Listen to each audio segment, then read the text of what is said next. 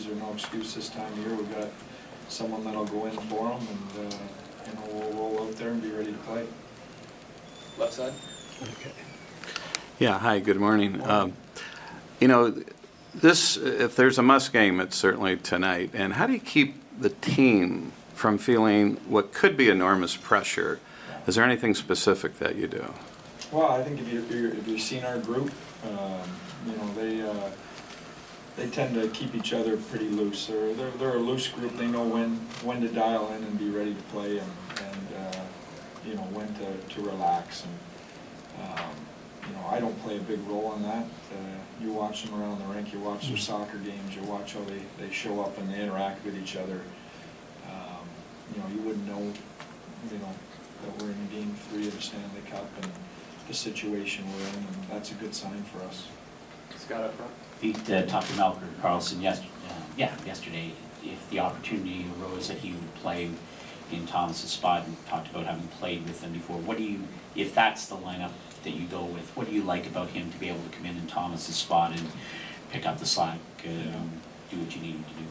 Well, I think we've got a couple guys that have played in that hole before. Melker did for, or has before, and so has Zubris has played there before and been effective. So I think the one thing with those two guys is, you know, you get a guy that'll hound the puck and work for it. You know, those two guys pretty much take care of the rest. So, you know, I think we've got a lot of options there because of who we're sticking them in with, and you know, I think should be fairly seamless. Front left. Peter, the PK's been a very success for you this series, 5-5. Just what's been clicking there? Yeah, you know what? I think our PK's been a slow build all year. You know, I think we've taken a couple steps forward, step back, but I think it's been really good at the right times this year, especially in the playoffs. You know, it's important you win the special teams battle. There hasn't really been a special teams battle yet in this series, but you know, you never say never, and you anticipate at some point it will be very important. And I like where both our special teams are at right now. We'll do a few more here in the middle. Peter, here, can you give us some perspective as to just how important or how historic first Stanley Cup Final game on home ice for this franchise, for this city is, and in particular, long-standing or lifers on your roster like Thornton and Marlowe? Yeah, it's a great question, you know, and that's probably something that we'll reflect on after everything's done. I think in the moment right now, you know, we need to win a game. You know, I can tell you, just being the first year in the area for me, the gravity of winning the Western Conference. You know, I've had people that have been watching the team for 25 years come up to me, tears in their eyes. You know, it was an important moment. You know, but the time to reflect on how important the Stanley Cup game is I think after the season's over. I think, you know, right now we need to win a game. We're trying to win the Stanley Cup. Right side.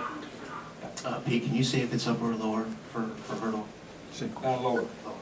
And yesterday during, you know, when the team gets together, and you know, they get together on their own, do you know, I mean, is there a lot of guys speaking up, you know, saying, you know, expressing themselves, kind of, you know, just talking about it, or is there maybe just one or two guys voice? You know, no, we've got a lot of leadership in our room. It's definitely by committee.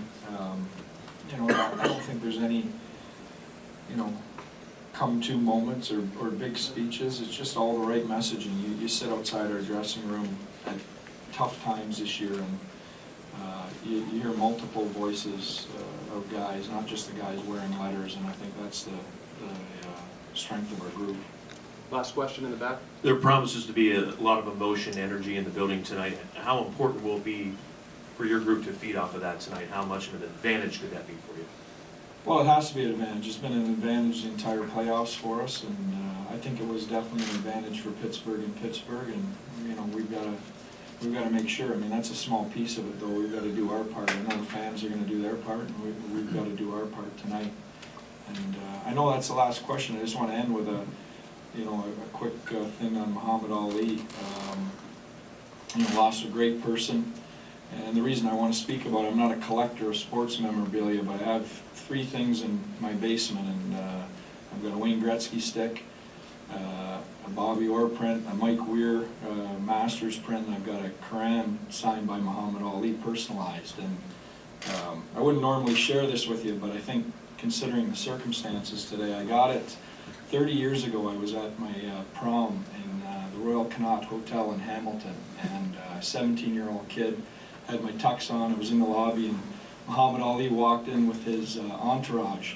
He was there for some type of appearance, and I asked one of the entourage if I could meet him with my friends, and he said, just give me a minute. He came back to me, and he said, Muhammad Ali's up in this room. He goes, meet him up in his room in 5 minutes. And me and 3 or 4 of my buddies went up to his room.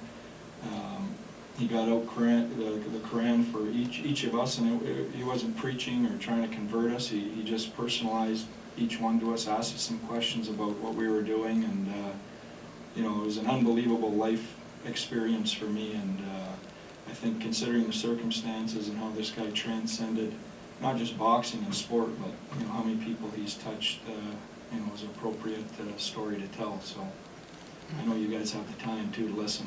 Pete, did you ever meet him again, Pete?